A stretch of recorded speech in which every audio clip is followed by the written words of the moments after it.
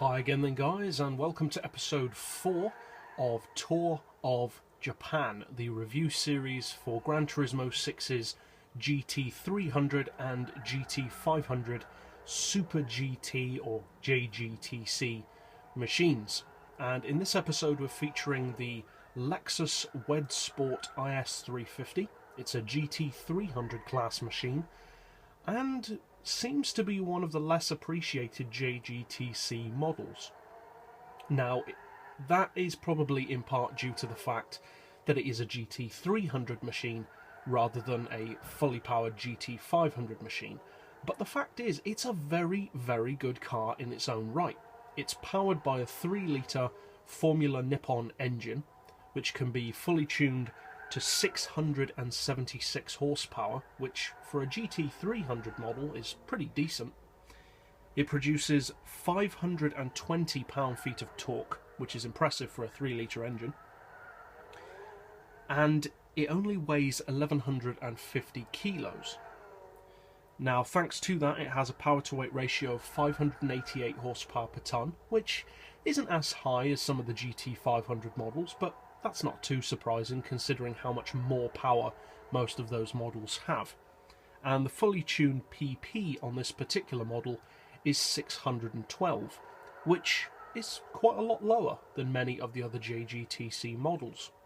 But an advantage of that is it means that you can use it in lower PP racing to much more of an effective degree, really, because you don't have to restrict this car anywhere near as much as you would a more powerful JGTC machine. But what's it like to actually drive, and what does it have to offer against its rivals? Well, you'd probably think that this car is primarily a handling and grip based machine, and you'd be right. It is. Those are its best attributes. It has very, very good handling. The turn-in is very good. The centre of gravity is nice and low. There's tons of grip. Of course, like with any racing car, you can get it to wheel spin, but overall the grip is very good. And I'd say it's one of the easier JGTC models for beginners to get used to.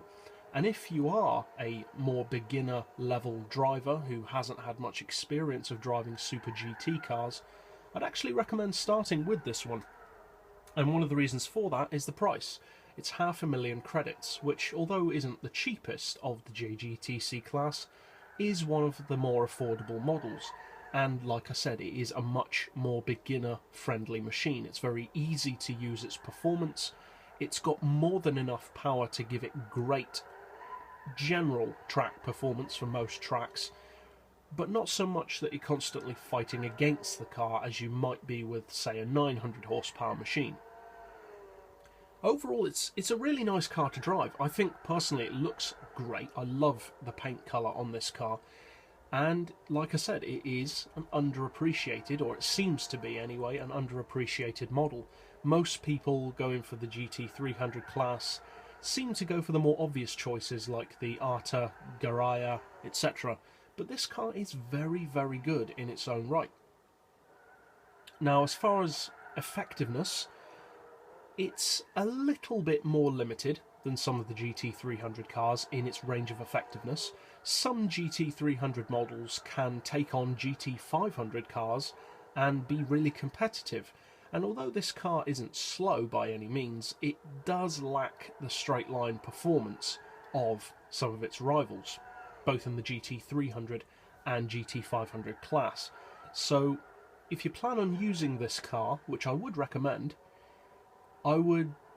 using it more on very, very tight, twisty tracks, such as here at Tsukuba, where the GT500s or even some of the more powerful GT300s can't use that to their advantage, because this car loves tight, twisty corners. It can fly through them like a vehicle of its size has no right to, really.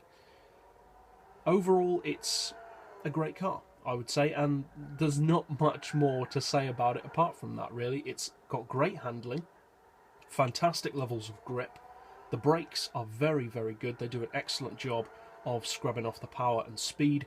And the straight line performance, although obviously not the quickest, in its class, or as a Super GT machine in general, is still no slouch. The top speed is well over 200 fully tuned, with a low aero setting of course, and the acceleration, as you'd expect, is very strong.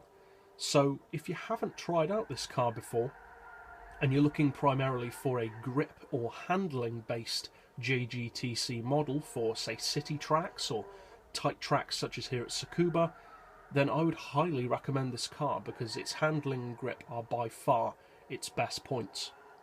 So that's it for this episode. I'll see you guys next time, and as always, thanks for watching.